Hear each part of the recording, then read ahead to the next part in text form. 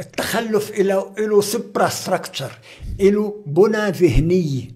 والبنى الذهنية اللي لأنه نحن لم نعمل النقل النوعي لإنساننا وتحويله مثل الغرب ومثل اليابان ومثل سنغافورة. بعدنا مجتمعات ريعية ومجتمعات عصبيات، مجتمعات تحكم العصبيات. لبنان يحكم عصبيات، زعماء عصبيات تلبس لانفان وعقلية بدوية. نحن إنساننا منوش مرجعي، إنساننا خاضع لثلاثية تتحكم في ثلاثية العصبيات والفقه الأصولي والاستبداد، وتحكم هذه الثلاثية من خلال تقييد الطاقات الحية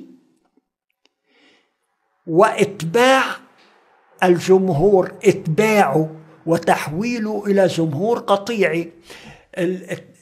العصبيات والتأثير بالتربية البيتية الشعبية، أنت غلطان وأنت مقصر وأنت ما بتسوى وأنت وأنت وأنت، هذا غرس مشاعر الذنب والتقصير وأنه هو ما بيسوى.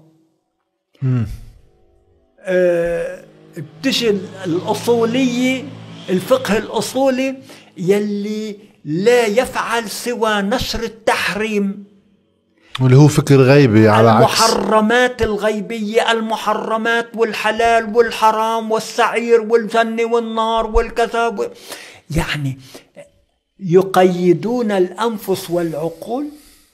والاستبداد، الاستبداد، التجريم أنت موضع شبهة حتى تثبت براءتك. أنت مش بريء، أنت موضع شبهة بالأساس حتى تثبت براءتك من خلال التقرب للسلطان المستبد. نحن عنا لا زال، لأنه ما عملناش النقل النوعي، لا زالت معششة بذهننا عقلية السلاطين والفقه الأصولي من 900 سنة. الناس عنا بعد محكومة بعقلية السلاطين وعقلية رجال الفقه والتحريم،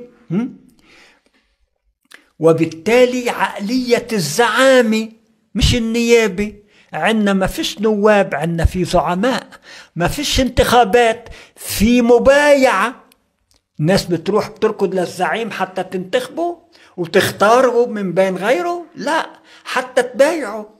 في تبعية للزعيم، في عنا زعامات يتبعها قطعان، راسخ في ذهننا عقلية التبعية للسلطان. والناس عنا تحول النائب إلى زعيم، بتحوله غصب عنه، بتروح على بيته بتهوبر له وبالدم وبالروح نفديك يا زعيم. بأوروبا فيش بالدم بالروح، في برامج بالعالم، في برامج انتخابية، يمين يسار، متعصبين مش متعصبين إلى آخره، برامج وأشخاص يمثلون هالبرامج. نحن عنا أشخاص، البرامج شي هامشي، مقلوش قيمة، شي قشرة. الناس ما بتروحش، الناس بتركض برا الزعيم وبتنسى مصالحها. بكرة حيصير في انتخابات، حينسوا جوع وغاز ومازوت وبنزين ويروحوا يلحقوا الزعيم. هذه التبعية لعقلية السلطنة وعقلية الزعامة والوجاهة التي يتم توارثها من أب عن جد. يوهمونا أنه عم يبنوا بلد، وهن ما عم يبنوا بلد، عم يبنوا كيان ذاتي لإلن، كيان ذاتي، يعملوا بلد، بيصادروا البلد لإلن، بصيروا هن البلد. كل الاختراعات الراهنة بالغرب قائمة على النقد والتجاوز. هاي مثلا على نقد التليفون الأرضي، وسائل التواصل الاجتماعي كلها قائمة على نقد التلفزيون والصحافة المكتوبة والتجاوز.